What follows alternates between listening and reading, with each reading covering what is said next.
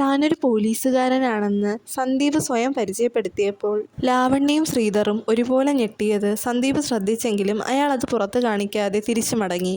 മടക്കയാത്രയിൽ മുഴുവൻ സന്ദീപിനെ അത്ഭുതപ്പെടുത്തിയത് തൻ്റെ വീട്ടിൽ 2 കൊലപാതകങ്ങൾ നടന്നിട്ടും അതിനെക്കുറിച്ച് വീണ്ടും ഒരു അന്വേഷണത്തിനായി പരാതി നൽകുവാൻ സന്ദീപ് പറഞ്ഞപ്പോൾ ഇനിയൊരു അന്വേഷണത്തിനായി സഹകരിക്കാൻ തനിക്ക് താല്പര്യമില്ലെന്ന് ജഡ്ജി പറഞ്ഞ മറുപടിയായിരുന്നു. അവിടെ നിന്നിറങ്ങിയ സന്ദീപ് നേരെ പോയത് ഒറ്റപ്പാലത്തെ പോലീസ് സ്റ്റേഷനിലേക്കായിരുന്നു. 5 വർഷങ്ങൾക്ക് മുമ്പ് നടന്ന ആ കൊലപാതകങ്ങളെക്കുറിച്ച് SIയോട് സംസാരിച്ച ശേഷം താൻ ഈ കേസുമായി മുന്നോട്ട് പോവുകയാണെന്നും ഇത് രഹസ്യമായി അന്വേഷിക്കാനുള്ള അനുവാദം താൻ മേലധികാരികളിൽ നിന്ന് വാങ്ങിയിട്ടുണ്ടെന്നും അതുകൊണ്ട് ആ കൊലപാതകവുമായി ബന്ധപ്പെട്ട പഴയ ഫയലുകൾ തനിക്ക് ആവശ്യമാണെന്നും അയാൾ SIയോട് പറഞ്ഞു. അങ്ങനെ ആ ഫയലുകളുമായി തിരികെ വീട്ടിലെത്തിയ ശേഷം അയാൾ ആ ഫയലുകൾ ഓരോന്നായി വായിക്കുവാൻ തുടങ്ങി. ഇതേ സമയം പുറത്ത് നല്ല ഇടിയും മഴയുമായിരുന്നു. അപ്പോഴേക്കും കറണ്ട് പോവുകയും ആരോ ഒരാൾ സന്ദീപിന്റെ കയ്യിൽ പിടിക്കുന്നതായും അവന് തോന്നി. ശക്തമായ മിന്നലിന്റെ വെളിച്ചത്തിൽ അവ്യക്തമായ ഒരു സ്ത്രീരൂപം അവൻ കണ്ടു.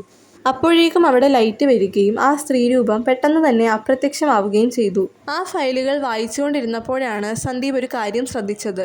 അന്ന് ആ കൊലപാതകം നടന്ന ദിവസം ആ വീട്ടിൽ ജോലിക്കുണ്ടായിരുന്ന ഒരു ഡ്രൈവറെ പോലീസുകാർ സംശയത്തിന്റെ വെളിച്ചത്തിൽ ചോദ്യം ചെയ്യാൻ വിളിച്ചത് അതിൽ നോട്ട് ചെയ്തിട്ടുണ്ടായിരുന്നു. അയാളെ ഒരിക്കൽ കൂടി കാണുവാനായി സന്ദീപ് അഡ്രസ്സ് തിരക്കി അയാളുടെ വീട്ടിലെത്തി. അവിടെ ചെന്നപ്പോൾ അയാളുടെ ഭാര്യയിൽ നിന്ന് അറിയാൻ കഴിഞ്ഞൊരു വിവരം അയാൾ 1 വർഷം മുമ്പ് കൊല്ലപ്പെട്ടു എന്നും അതുമായി ബന്ധപ്പെട്ട പോലീസ് അന്വേഷണം ഇതുവരെയും എങ്ങും എത്തിയിട്ടില്ലെന്നുമാണ്.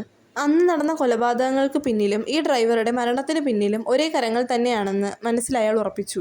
ഈ വീഡിയോ ഇഷ്ടമായ ലൈക്ക് ചെയ്ത് സബ്സ്ക്രൈബ് ചെയ്ത് കമൻറ്റ് ചെയ്യണേ.